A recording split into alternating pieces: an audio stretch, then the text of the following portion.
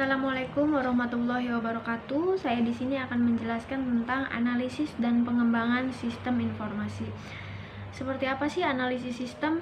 Analisis sistem adalah penjabaran dari suatu sistem yang utuh ke berbagai bagian komponennya dengan tujuan agar dapat mengidentifikasi dan mengevaluasi berbagai masalah atau hambatan yang muncul pada sistem sehingga nantinya dapat dilakukan penanggulangan, perbaikan, dan pengembangan. Tujuan analisis sistem yaitu untuk merancang sistem baru atau menyempurnakan sistem yang sudah ada sebelumnya. Selanjutnya, fungsi sistem analisis. 1. Dapat mengidentifikasi berbagai masalah dari pemakai. Yang kedua, bisa menentukan secara akurat tentang tujuan yang harus didapatkan agar dapat memenuhi kebutuhan pengguna. Yang ketiga, dapat memilih metode alternatif dalam memecahkan masalah. Yang keempat, dapat merencanakan ataupun menerapkan rancangan sistem sesuai dengan apa yang diinginkan pengguna. Baik teman-teman, saya akan menjelaskan terkait tanggung jawab sistem informasi. Yang pertama adalah membuat keputusan jika sistem saat ini bermasalah atau tidak berfungsi dengan baik dan hasil analisanya akan digunakan untuk dasar memperbaiki sistem. Yang kedua, mengetahui ruang lingkup pekerjaan yang akan ditandatangani.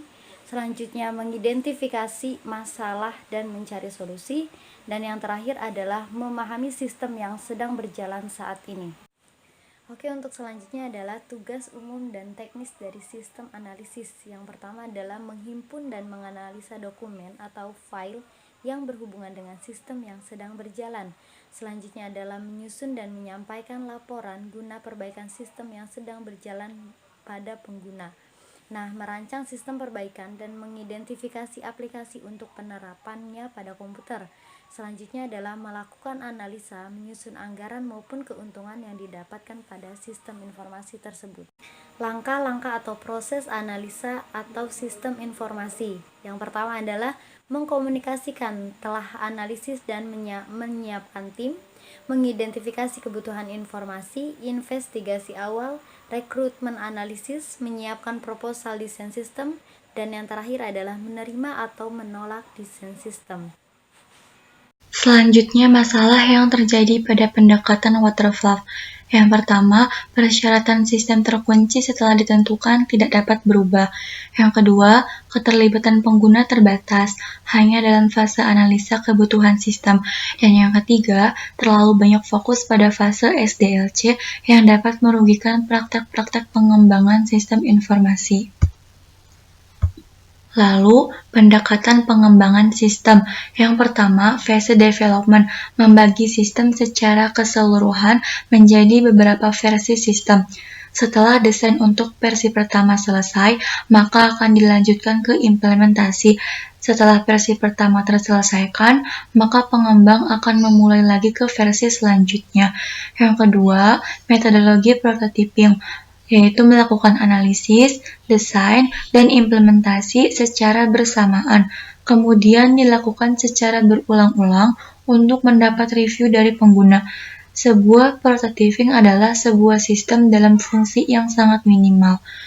Yang ketiga, metodologi throwaway prototyping, hampir sama dengan metodologi prototyping. Perbedaannya bahwa pada metodologi ini, analisis dilakukan secara mendalam lagi. Kesimpulannya, bahwa pengembangan sistem merupakan penyusunan suatu sistem yang baru untuk menggantikan sistem yang lama secara keseluruhan atau memperbaiki sistem yang telah ada. Metodologi pengembangan sistem adalah suatu proses standar yang diikuti oleh organisasi untuk melaksanakan seluruh langkah yang diperlukan untuk menganalisa, merancang, mengimplementasikan, dan memelihara sistem informasi. Nah, teman-teman, mungkin cukup sekian presentasi dari kelompok kami. Kurang dan lebihnya mohon dimaafkan. Wassalamualaikum warahmatullahi wabarakatuh.